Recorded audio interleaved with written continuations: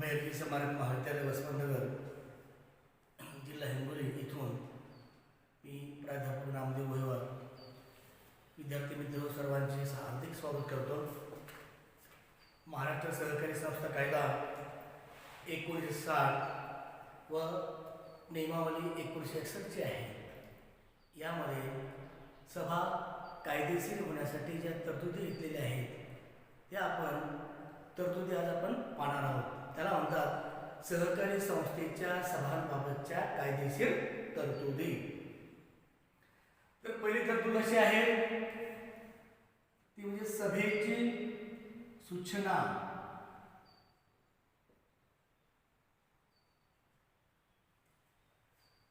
सहकारी संस्थेमध्ये कार्यकारी समिती सभा बोलावतात आणि वेळप्रसंगी सभासद सभेची मागणी करू शकतात आणि आवश्यकता भासली किंवा गरज भासली तर सहकार निबंधक आयुक्त ही सहकारी संस्थेच्या सभा बोलवू शकतात. म्हणजे सभेची सूचना जी आहे, ज्या सभासदांना ज्या सभेला उपस्थित राहण्याचा अधिकार आहे त्यांच्या अधिकृत पत्त्यावर ती सभेची सूचना पोहोचली पाहिजे. आणि सभेच्या सूचनेमध्ये विशेष म्हणजे सभेचा दिनांक, वार, वेळ व ठिकाण याचा स्पष्ट उल्लेख असावा लागतो. आणि ज्या सभासदांना जी आपण सूचना पडत आहोत त्या सूचना पत्रामध्ये कोणत्या सभेची सूचना आहे याचा स्पष्ट उल्लेख करणे आवश्यक असते. आणि सभासदांच्या अधिकृत पत्त्यावर ही सूचना पाठवावी लागते. जर सभासदांची सभा असेल तर त्या सभेची सूचना सभेच्या 14 दिवस अगोदर सभासदांनी सहकारी संस्थेकडे नोंदविलेल्या अधिकृत पत्त्यावर ही पाठवावी लागते. आणि जर समजा संचालक मंडळाची सभा असेल तर संचालक मंडळाच्या सभेच्या 7 दिवस अगोदर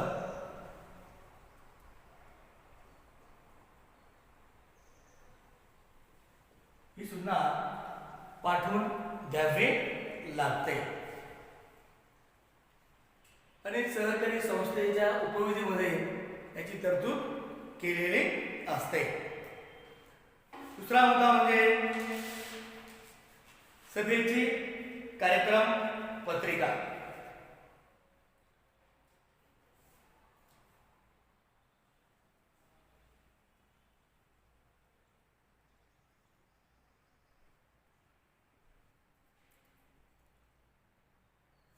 कार्यक्रम पत्रिका याचा अर्थ असा आहे सभेमध्ये पार पाडायच्या विषयांची क्रमवार यादी होय. म्हणजे सभेच्या सूचनेसोबतच संबंधितांना सभेची कार्यक्रम पत्रिका पाठवून द्यावी लागते. आणि सहकारी संस्थेच्या अध्यक्षाची विचार विनिमय करून सचिव सभेची कार्यक्रम पत्रिका तयार करतो. या सभेमध्ये कोणत्या विषयावर चर्चा होणार आहे याची कल्पना संबंधित सभासदांना येते. आणि अध्यक्षाच्या पूर्व परवानगीशिवाय कुणालाही कार्यक्रम पत्रिकेमध्ये बदल करता येत नाही. सभेचे कामकाज योग्य पद्धतीने पार पाडण्यासाठी कार्यक्रम पत्रिका उपयुक्त ठरते. तिसरी तरतूद आहे सभेची जनसंख्या.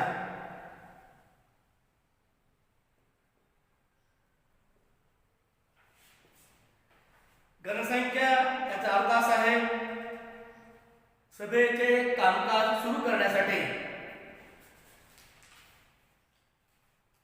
सभा कायदेशीर ठरविण्यासाठी सभेला आवश्यक असणारी किमान उपस्थिती म्हणजे जनसंख्या किंवा तिलाच म्हणतात घनपूर्ती.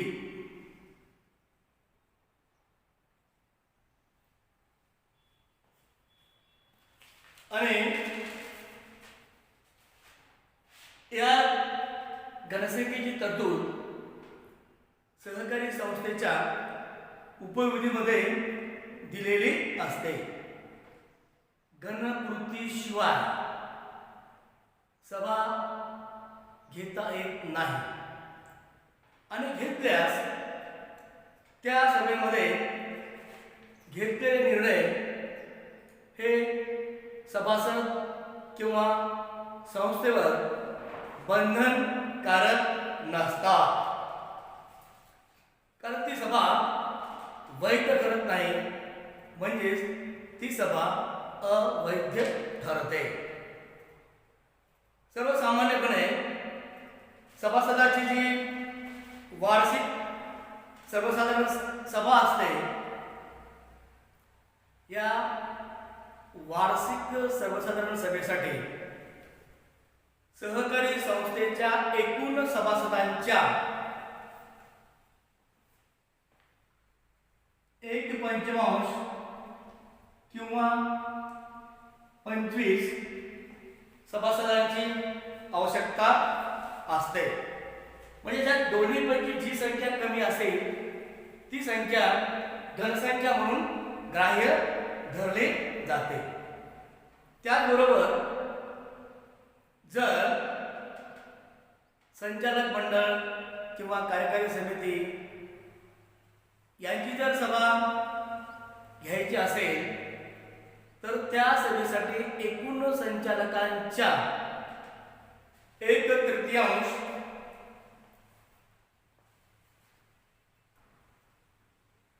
किंवा 5 संचालक म्हणजेच या दोन्हीपैकी जी संख्या कमी असेल ती संख्या घनपूर्ती म्हणून समजली जाते. म्हणजे सहकारी संस्था कायदा 1960 नुसार घनपूर्ती असल्याशिवाय सभा घेता येत नाही आणि जर सभा आपण घेतल्यास ती सभा वैध ठरत नाही. चौथी तरतूद आहे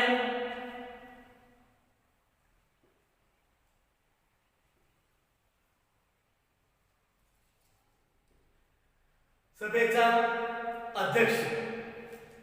या सहकारी संस्थेमध्ये होणाऱ्या प्रत्येक सभेला अध्यक्ष म्हणजे सभापतीची आवश्यकता असते. सभेचा अध्यक्ष म्हणजे सभेचे नियमन व नियंत्रण करण्यासाठी निवडलेली व्यक्ती होय. अध्यक्ष हेच म्हणजे सहकारी संस्थेचे अध्यक्ष हे सभासदांची सभा असो संचालकाची सभा असो म्हणजे सहकारी संस्थेमध्ये होणाऱ्या सर्व सभांचे अध्यक्षस्थान भूषविण्याचा अधिकार सहकारी संस्थेच्या अध्यक्षाला असतो. आणि जर समजा सहकारी संस्थेचा अध्यक्ष गैरहजर असेल तर अशा परिस्थितीमध्ये सहकारी संस्थेचा उपाध्यक्ष हा सभेचे अध्यक्षस्थान भूषवतो. आणि जर समजा अध्यक्ष आणि उपाध्यक्ष दोन्हीही गैरहजर असेल तर अशा वेळेस संचालक मंडळांपैकी जी व्यक्ती ज्येष्ठ आहे अशा ज्येष्ठ व्यक्तीची अध्यक्ष म्हणून निवड केली जाते.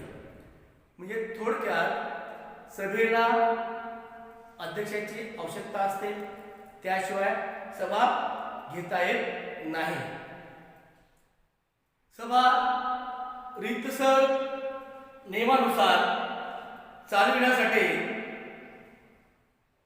जे सर्व नियम पाळले जात आहेत की नाही ते पाहण्याची जबाबदारी ही अध्यक्षावर असते. 5वी तरतूद आहे मतदान पद्धती. मतदान पद्धती महाराष्ट्र सहकारी संस्था कायदा कलम 27 आणि उपकलम 1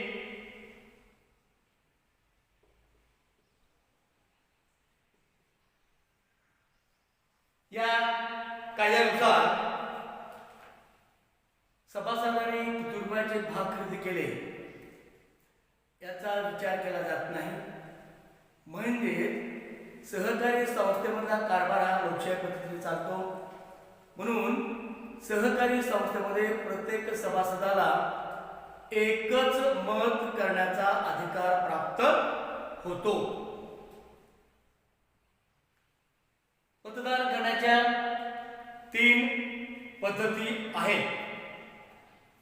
एक पद्धत आहे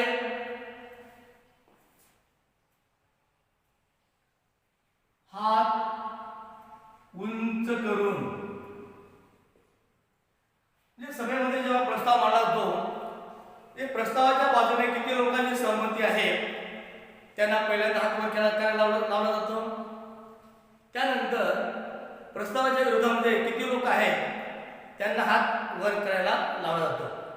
ते ज्यांच्या हाताची संख्या जास्त असेल तो निर्णय मान्य केला जातो. तिसरी पद्धत आहे गुप्त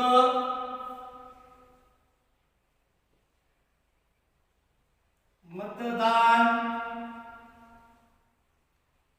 पद्धती. सभासदांनी मागणी केल्यास अध्यक्षाला गुप्त मतदान पद्धती घ्यावी लागते. म्हणजे कोणत्या सभासदांनी कोणाला मतदान केलं हे कोणालाही कळत नसते, ते गुपित असते. मग त्याला म्हणतात गुप्त मतदान पद्धती. आणि तिसरा प्रकार आहे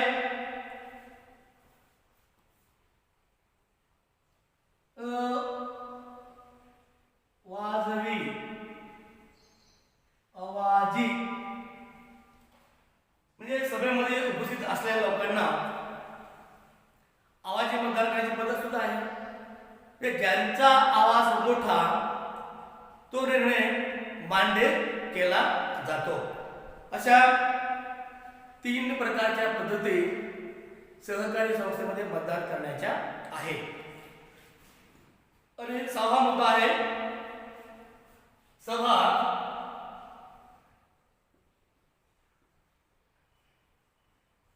तहकूब करणे. म्हणजे ज्या परिस्थितीमध्ये सभा घेण्यासाठीची आवश्यक आपल्याला घनसंख्या आवश्यक असते, ती जर घनसंख्या नसेल म्हणजे कणपुरती नसेल तर अशा परिस्थितीमध्ये ती सभा तहकूब केली जाते किंवा ती सभा पुढे ढकलली जाते.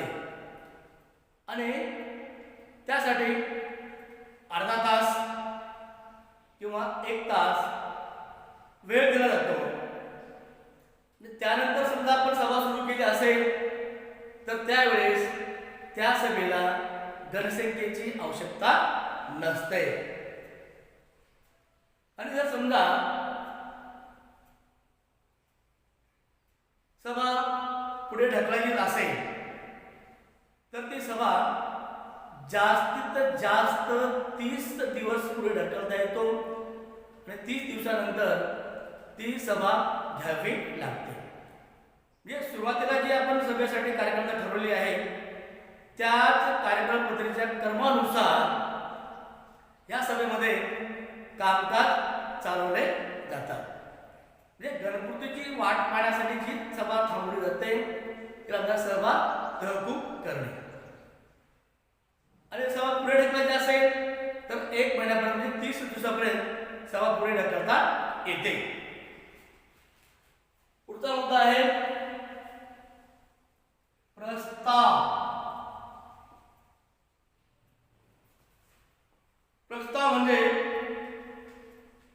सभेपुढे विचारार्थ व निर्णयासाठी विधानांच्या स्वरूपात ठेवलेला विषय होय. सभाध्यक्ष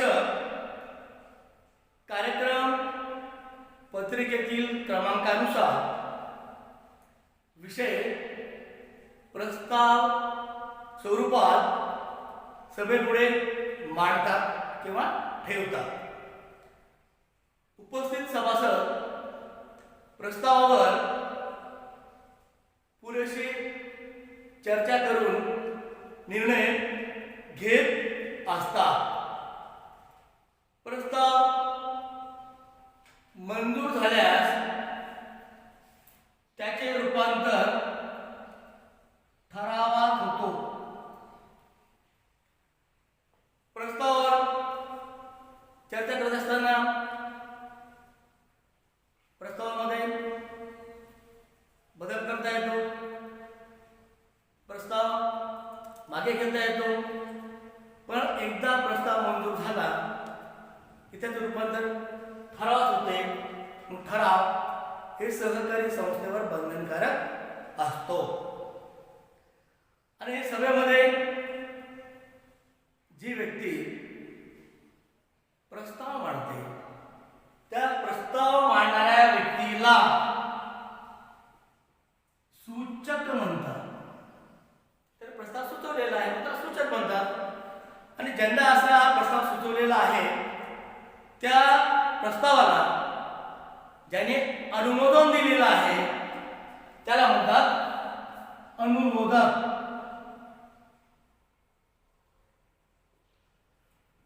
अनुमोदक असे म्हणतात. आणि सभेमध्ये प्रस्ताव मांडताना हा प्रस्ताव लेखी स्वरूपात असला पाहिजे. आणि प्रत्येक सभासदाला प्रस्तावावर एकदाच बोलता येतो. वारंवार त्याला बोलता येत नाही. एकदा बोललं त्याचा विषय संपला. त्यानंतर पुढचा मुद्दा आहे ठराव. सभेने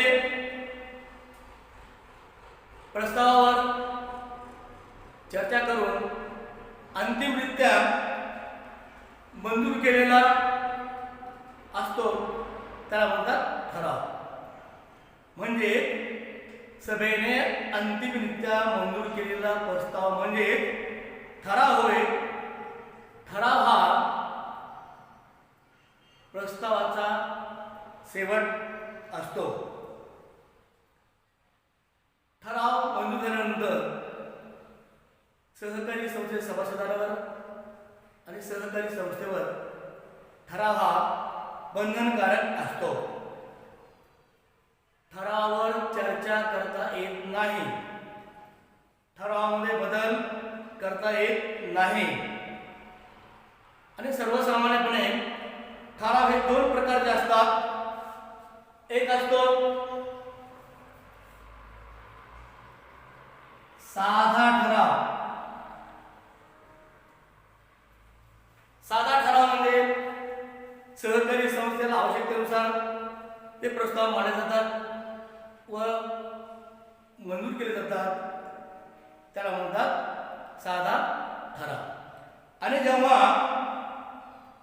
विशेष कामकाज केले जातात म्हणजे त्याला म्हणतात विशेष ठराव.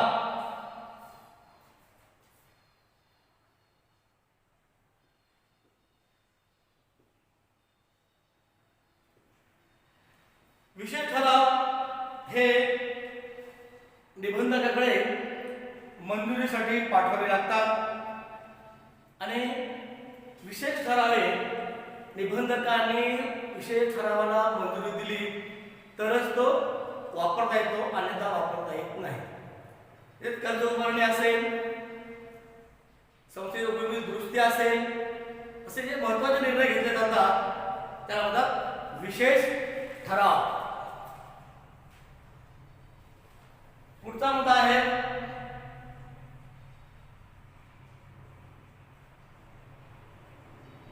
निर्णायक मताचा अधिकार. सभेमध्ये प्रस्ताव चर्चेला ठेवल्यानंतर एखाद्या प्रस्तावावर समसमान मते पडल्यास, म्हणजे प्रस्तावाच्या बाजूने आणि प्रस्तावाच्या विरोधामध्ये दोन्हीकडे सारखेच मते पडले असतील तर अशा परिस्थितीमध्ये महाराष्ट्र सहकारी संस्था कायदा 1960 व नियमावली 1961 मध्ये अशी तरतूद केलेली आहे की अध्यक्षांना आपले निर्णायक मत देण्याचा अधिकार असतो. कारण एखादा प्रश्न अनिर्णित राहू नये, सभासदांच्या व संस्थेच्या हिताचे रक्षण व्हावे असा प्रश्न अध्यक्ष करतो, म्हणून हा अधिकार अध्यक्षांना देण्यात आलेला आहे. म्हणजे सहकारी संस्थेच्या अध्यक्षाला, म्हणजे सहकारी संस्थेच्या अध्यक्षाला सभासद म्हणून